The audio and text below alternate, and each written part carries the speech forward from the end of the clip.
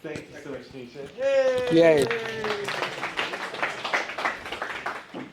Okay, it's almost 5 already, so I'm sure people, yeah, I will do my magic. I'm sure people want to get to the steel drums, Sean's favorite instrument.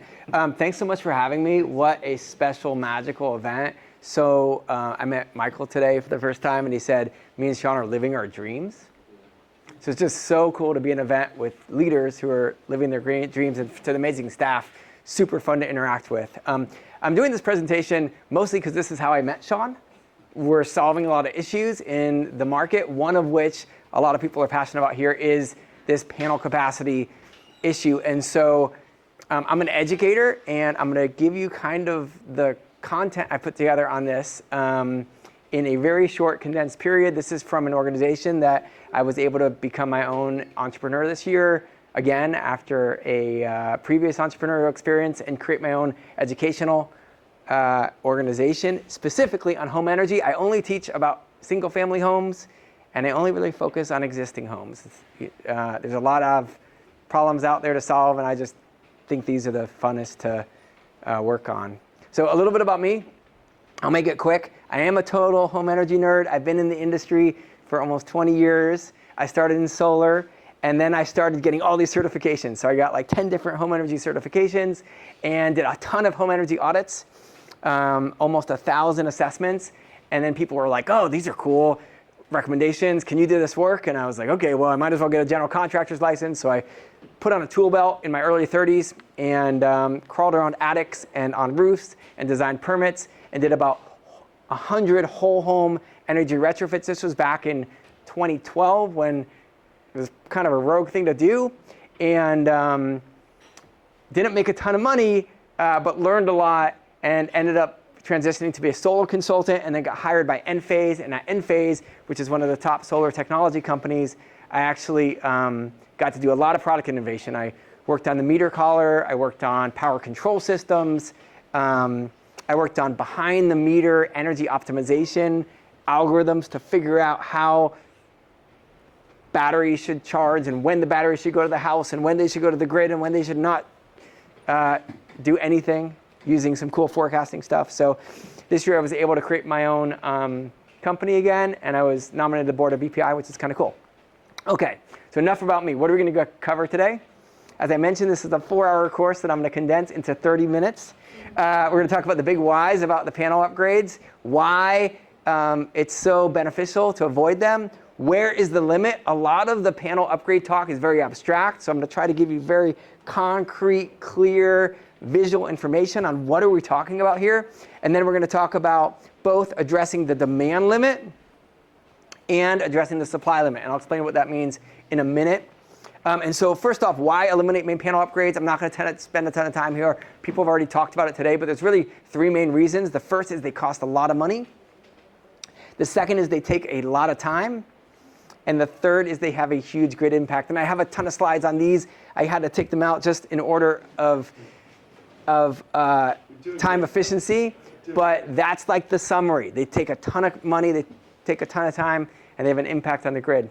So why do people typically upgrade their main service panels? Why do people say, oh, let's just upgrade? So I did a survey. I actually talked to Tom and some other experts in the space on this. And they usually say things like, oh, a contractor told me I needed to upgrade. Or like, I saw there was an incentive, so I might as well take advantage of the incentive and upgrade anyways.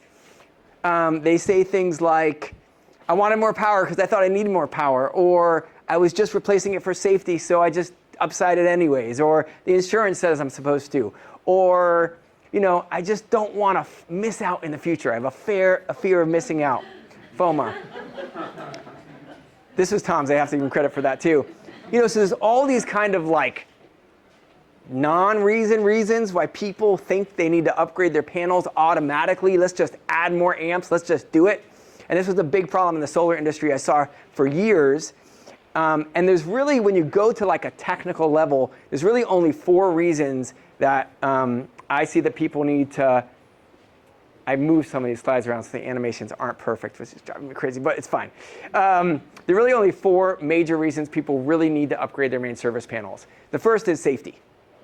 The second is more physical space. And those are actually the two non-primary ones. So one is maybe the panel's not safe, or the bus bar isn't safe, or the breakers aren't safe. The second is they need more physical space for more breakers. And those breakers can either add loads, meaning new electrical appliances, or they can add distributed energy resources, back-fed solar and or storage to that main panel, right? And the third is those increased loads. So now electrically we need more power for more loads, or electrically we need more capacity to bring in a second source of energy to the panel. And I'm going to show you this in some cool animations in a minute.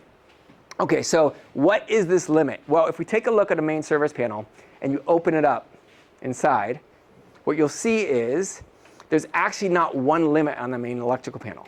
The electrical panel has lots of different components inside of them, and different components have different limits. So the limits are the service, the meter, the panel, and the main. Okay, keep these four in mind for a second. Okay, the service is actually the limit of the wires that feed the panel itself. This is from the utility. These usually either come overhead from one of these kind of power lines that you've seen with a transformer hanging off them, or they come underground, right, with one of those green teal boxes that you typically see on the street. These are the wires from the utility. Okay, so that's the first. Sometimes those wires are not physically big enough. The second is the meter itself. The meter actually has a rating. That's one of the easiest ones to solve. We just swap the meter. The third is one of the more challenging ones to solve, the panel themselves. The panel actually has what's called a bus bar inside of it. The bus bar is a conductor. It's kind of like wires. It's this metal component that carries current. If the bus bar is not big enough, it can't power enough kind of appliances, and or it can't carry enough solar. And then the third is this main breaker. The fourth is the main breaker. The main breaker, really, really important, is not really that much of a limit, because the main breaker is designed to protect the main bus bar. And we'll focus on this in a minute.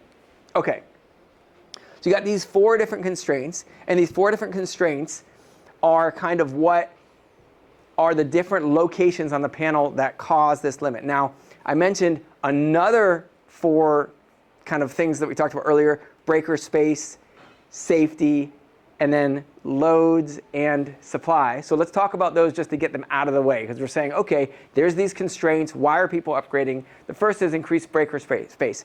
Increased breaker space is not a main panel upgrade issue. Why? Because there's really some very, very simple ways to get additional space efficiency. The first is just use smaller breakers. Very, very simple.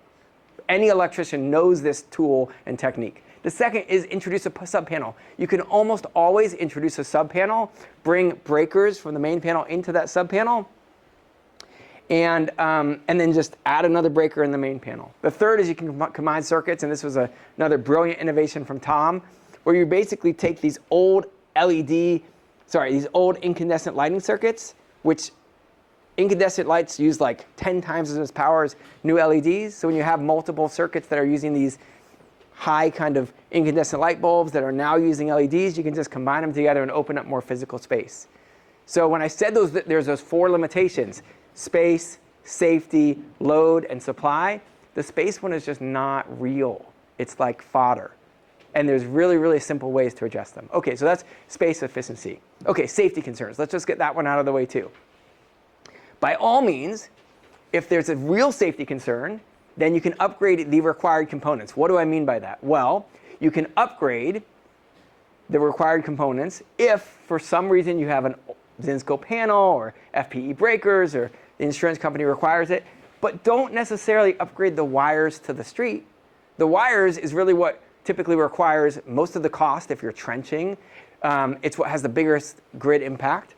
You can just upgrade the electrical panel itself without upgrading the wires. And when you upgrade the electrical panel itself without upgrading the wires, you actually solve 3 out of the 4 problems. So you solve increasing supply, meaning I can add, if I upgrade the panel itself, I have a bigger bus bar, and I'll explain this in a minute, which means I can add more solar without any problem. I have increased breaker space automatically, and I also increase safety. So I just solved 3 out of the 4 issues of safety concerns without upgrading the wires to the grid and the utility itself. Okay, so let's talk about the big ones now. Oh, and of course this saves time, money, and grid impact. So now I want to talk about those 2 big kind of reasons people upgrade main service panels. More load, I'm using more power, or I've got solar and storage and it's feeding the main panel. And so it's really important to understand that energy can feed the panel now from both directions, and that changes the game, it changes the equation. So if you think about traditional main service panels, they get electricity from the grid. We call this the feed, or the service feed, or the feed, or the service. And now when you add solar or storage, you actually send power to the to the main panel from the opposite direction, which is backfeed. Okay, and this is reverse flow. It's basically sending power to the panel from the opposite direction. Is there a timer that I can see, just so I can like track that as we go? Okay. So now that we have that defined, let's talk about addressing the demand limit. Okay, what's the demand limit? That means using more power. If I'm saying I need to electrify and I got to use more power, how do we address that? And there's lots of techniques. And the first one we talked about a lot today was a load calculation, right? I'm just going to define it real quick here. Load calculation is basically calculating how much you can get on a main service panel before you have to upgrade safely. And there's these two separate ways that you calculate how much capacity you can have. And if you look at the main service panel, if I took out all these breakers for the main service panel and you added them all up, this is really interesting. It blew my mind when I first looked at it. And I say, okay, I add up all these breakers on top. These are 15 amp breakers at 120. These are all another group of 120 volt breakers. And then these are all 240. And I add up all the power here. What you'll notice is that the power capacity of all the breakers on a main service panel almost always are much, much greater than the panel supply, right? So what's being demanded is higher than the supply. Okay, wait. How is that possible? Why can I have 80 kilowatts of load on a panel that only has 48 kilowatts of supply? Why does the National Electric Code allow this design, this configuration? And there's really two reasons. The first reason is, which we talked about a lot today, is that almost always all the electric loads are not being used at the same time. It's super, super rare. That's why we have these load calculations. And the second is that if for some reason all these loads are being used at the same time, that's what the main breaker is for. The main breaker is designed in the rare case that these loads are being used more than the panel can supply, it will protect the main service panel. Remember I talked about it earlier that that main breaker is designed to protect the panel. It's a constraint, but it's also designed to protect the panel itself. Okay, so if all the loads are not used at the same time, you start to ask the question like, well, how many loads are used at the same time? And which ones are used at the same time? What's the maximum power they use? And these questions come together to really create the answer that load calculations provide. So load calculations are designed to answer those questions. What do these combination of breakers and loads, what do they use at the same time? And as I mentioned earlier, there's two different methods that we've talked about. And the first is this bottom-up calculation. It really, in a way, is archaic. It's just almost arbitrary. I think it's almost silly to use this method without at least checking this one, because this is actually the performance data. And what we're seeing from all the performance data is the actual usage is way, way, way, way lower than most of the more conservative calculations will provide. And when we talk about this kind of issue, it's actually like for people who have done the math, it's not an issue. It's like you can solve this problem so easily. And so just getting the information out there, getting local jurisdictions who do the permitting to accept this readily, easily, and even encourage this, that's where the work that it needs to be done. That's where there's a huge opportunity. Getting contractors to automatically go to this solution and check to see what's actually being used, that can solve like a large percentage of the panel upgrade issues. Okay, so we got these load calculations. That's one simple solution. We got power efficient appliances. This has been, Sean has an incredible manual on this. I'm not going to take a ton of time on this. This power efficiency kind of realm in which new devices that are more power efficient are being brought to the market is amazing. It can solve all of the use cases here by using less power just by default, and it's great. I'm going to talk about some other techniques and technologies.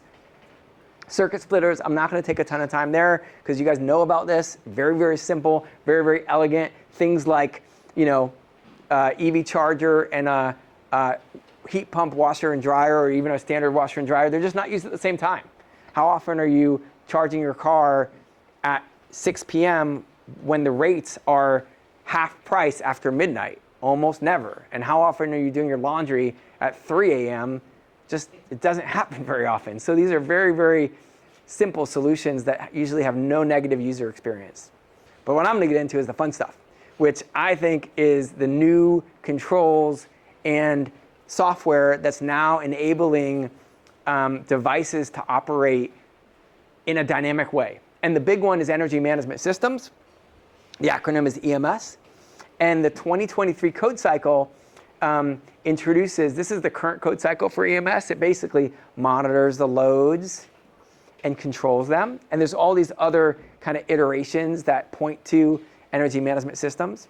Everyone talked about smart panels a lot today, and it's talked about a lot in the market, but I want to show you exactly how smart panels allow you to add basically any load without triggering a main service panel upgrade. And so what we'll look at is basically you're monitoring the loads, and you can turn off loads to avoid an overload. And so this is a term that the National Renewable Energy Laboratory called digital capacity management. And the new 2023 code basically says, which is 2020.70, I don't want to get too technical, it basically says where an energy management system is used to limit the maximum load on the feeder or service, the maximum load shall be permitted to be based on the maximum load. What does this say in English? It says, instead of using those calculated, those complicated load calcs, or even instead of using the performance-based load calculations, like the actual measured data, it says, as long as you set the setting on the smart panel or the smart breakers or whatever controls the system, as long as you set that setting below the safety threshold for the system, you can add whatever you want. Carte blanche. Add whatever you want. Why? Because the system will protect the hardware. The software will protect the hardware. The software will say, look, if you get up to that limit, if you start to approach that limit, we're just going to turn off whatever is designated to protect the system. And you may say, well, we don't want to turn stuff off. You don't have to, because all of our data that we already know shows that we never or very, very rarely exceed the limit. And so this is just a way to add the extra layer of protection for code so that the system itself is protected through these energy management systems.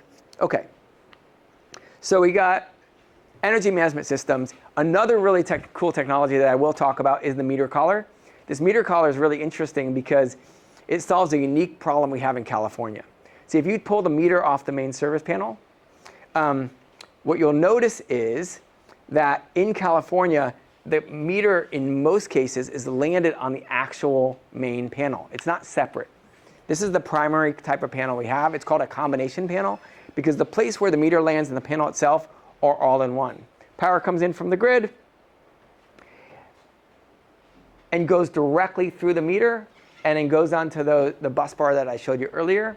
In other parts of the country, we have a separate meter box here, and then we have a sub panel in the garage or outside. I don't know if you've seen this difference. But the difference here is really that in this scenario on your left, what you'll notice is that you can get between the meter and the loads. This is the bus bar. This is a wire that's owned by the customer. Here, the wire between the meter and the loads is part of the utility side. You can't access it. It's very, very hard to get between the meter and the loads. And so the meter collar, why it's so innovative, why it's such a breakthrough, is because, as I mentioned, in these situations, you can get between the meter and the loads. In California, to get between the meter and the loads, it's very, very hard. You can't rewire this stuff in the field. This is like UL listed wiring as part of the actual hardware that's developed inside of the main service panel. And so this is field wireable by an electrician that can just come out, cut the wire, wire it into a new junction box, and connect, distributed energy resource in there. They can connect a new sub panel in there. They can do whatever they want. In this case, in California, you can't do that. So the meter collar is amazing because what it does is it finally allows us to get between the meter and the loads. And once you get between the meter and the loads, there's a few things you can do there. There's really 3 major use cases. The first use case is, I'm going to keep moving up with velocity here, more supply. I can feed more solar into that meter, perfect, thank you, through that meter collar. And this has been around a long time. We've had this in Southern California with a renewable meter adapter. PG&E, I think, is the green meter adapter. Anyways, there's a few different versions of this. The second, which is more new, I don't know if that's a technical term, but it is now, is we have more loads. You can actually now add more demand. You can feed more loads to this meter collar. And the third one, which is really, really cool, is backup. You can actually disconnect from the grid in the case of an outage with a meter collar. And why you can't do that when you don't have a meter collar is because you can't have solar and storage operate without the grid. When the grid goes down, solar and storage will also go down if you don't have a point of disconnect.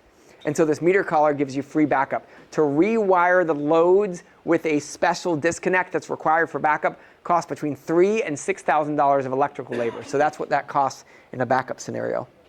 Okay, so I talked about loads with the meter collar.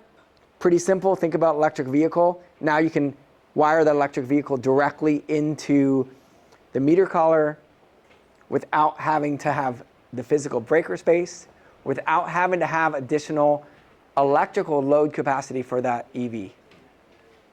Another really cool application by Span is they actually add a whole sub panel now connected through the meter collar. So we're now saying, okay, we can add additional loads without upgrading the main service panel with this physical component. Okay, so I just spent kind of as short amount of time on loads as possible. I now want to talk about supply. Okay, so supply is something that the solar industry has dealt with for a long time. And it's basically, when you have a main electrical panel, you have a limit on how much you can backfeed. So I showed you earlier, okay, why does the National Electric Code allow you to have more breakers than we have supply, or more total breaker amperage than we have supply? Because they're not used at the same time when we have the main breaker. So when we introduce solar and storage, something really different happens to that main service panel. Imagine I have solar and an inverter that has an amperage of 60 amps. Okay, that inverter lands on a breaker. That breaker lands on the main service panel.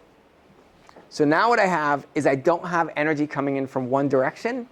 I have it come in from another direction. This is called backfeed. It's backfed to the electrical panel. And I'm going to give you a really kind of clear example. In this case, let's say we have 11.52 kilowatts of backfeed. You don't need to know all the details of the numbers, just the big numbers. Okay, I have 11 kilowatts of backfeed. I have 48 kilowatts of supply. So my total supply is 59 kilowatts. And my total load here, the amount of energy that's being used, is only 57 kilowatts. Okay, so what's the problem here? So I have more supply than I have load. The problem is that my panel is only rated for 48 kilowatts. Before, when I didn't have solar, if I used 57 kilowatts of load here, even though I never do, but if I did, right, that main breaker would turn off. And now, when I add solar, I basically just disable the main breaker because I can feed more onto this bus bar than this main breaker protects. You just bypass the main breaker by adding additional solar onto the panel. And so that's why we've had this kind of major influx of panel upgrades over the last 10, 15 years. It actually hasn't been from electrification. Most of the panel upgrades that have happened in California were for solar. Because people wanted to add a lot bigger systems, we were now bypassing the main breaker. And so in this case, when you add solar, the main breaker no longer is able to do its job. But there are some great technologies that are now available that completely solve this problem. Now, I'm not going to take, I don't have enough time, and it's near the end of the day, so I'm not going to talk about the 120% rule too much. But basically, they gave you a little bit of buffer. They allowed you to do 20% over. And so in the past, they said, OK, well, if I have this limit of 200 amps on the main panel, I'll let you get an extra 20% above. So I'll let you backfeed 40 amps. But 40 amps is not that much on a main service panel. So how do we get around that now? Well, we do it with software-defined hardware. And when it comes to backfeed, the new software-defined hardware, which are also known as digital control systems, adaptive load control, at a higher level, it could be referred to as Internet of Things or smart devices. In this case, when it comes to solar, it's called power control systems. And power control systems basically solves all of these problems. There's lots of different iterations. I'm going to show you my favorite one. It's a subset of EMS, which is energy management systems, which I talked about earlier. I knew this was ambitious to try to do technical training in 20 minutes, 30 minutes, but it is what it is. So you can do power control system for solar. You can do it for export limiting. This is really cool. This means if the utility says you can't send that much solar back to the grid because you're going to have to upgrade the transformer, you can actually limit the amount you can send back to the grid and still get all the benefits with the battery on site. You can do it with solar and storage. You can do it with non-exporting by adding on to existing NEM 1 and NEM 2 systems without losing your NEM status. And my favorite one, which is really the only one I think you really need to fully understand, is what I call dynamic power control systems. Is this a silver bullet? I'll show you in a second. I think it is. If we take that main service panel again, and we add solar and storage here, and we say, OK, this is a 100 amp panel. I got 100 amps coming through here. Let's say I had a 100 amp breaker from solar and storage. So that would mean I'd have 200 amps coming through here, maximum. I can't fit that on this 100 amp bus bar. And what Power Control Systems does, which is so amazing, is it basically introduces a computer right here in the inverter system and in the battery system that monitors with a set of CTs, which is basically a current transformer. It measures the amount of current that's happening at A, and it measures the amount of current coming through B. And it says, if A plus B is greater than 100 amps, turn off the solar and storage. And so what this now allows is this now allows on a 100 amp bus bar. Remember before I said there was a 20% buffer? They allowed you to put 20 amps on a 100 amp bus bar. This now allows basically 100 amps of solar and storage on a 100 amp bus bar. So when you combine power control systems with energy management systems and some basic good practices when it comes to breakers and safety, you can solve all the problems of getting a fully all-electric home with no panel upgrade in almost all the cases. Where it's really, really interesting is if you said, oh, I'm still concerned I won't have enough for 100 amps. You look at like the tool that you guys built, and you say, oh, it actually needs 120 amps, but I only have 100. Now what's going to be happening is that they're going to be designing battery systems, and this is already happening, where the battery system is going to monitor that load, and where we can actually peak that additional 20 amps from the battery. So we can get it from both sides. We can get it from the grid at 100 plus 20 from the battery. We can do all the algorithms to figure out when the battery's going to need to operate, when it'll need to hold power to provide power for the loads that are in need additional power. So that's dynamic PCS. Like I said, you can now basically backfeed up to the main breaker rating. A lot of manufacturers, Enphase, Tesla, Franklin, all of them have it. So there's no constraint. And this is already approved in the National Electric Code. So the constraint is just education, awareness, implementation. Let's see. I mentioned Meter Collar earlier. I'll just wrap up with this. Basically, I mentioned that there's all these different applications where you can tie in the Meter Collar. My favorite is using the Meter Collar for backup.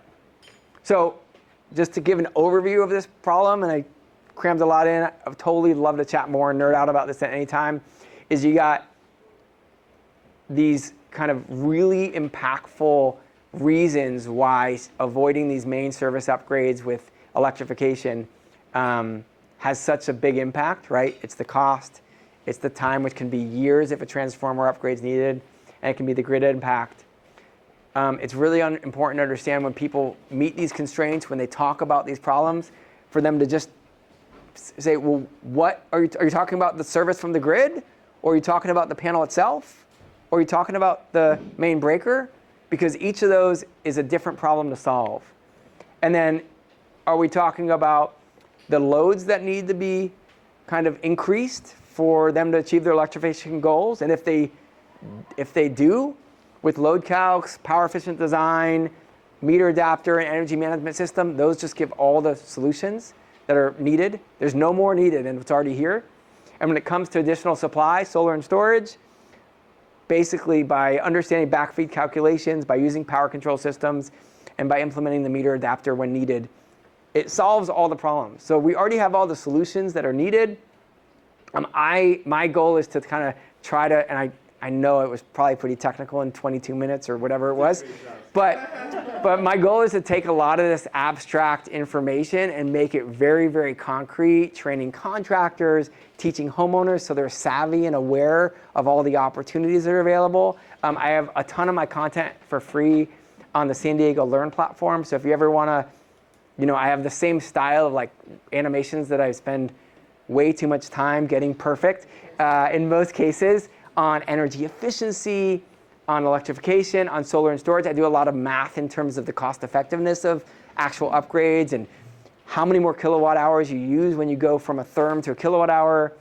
And then I'm trying to put some more of my content on YouTube as well. So if you want to check that out, I'd love you to subscribe to the channel, comment. I will, at this point, engage with everybody who's ever commenting or anything like that. But obviously, you can tell I love talking about this stuff and sharing. I have my own little, like, at home, a little YouTube studio built with, like, the cool monitor and, like, the panels. So it's like, I'm trying to make the energy education, like, fresh and dynamic and fun and engaging and accessible. So, yeah. If you have any feedback or any ways you want to collaborate, super excited to be here, super grateful for Sean and the whole team. Cool, thank you.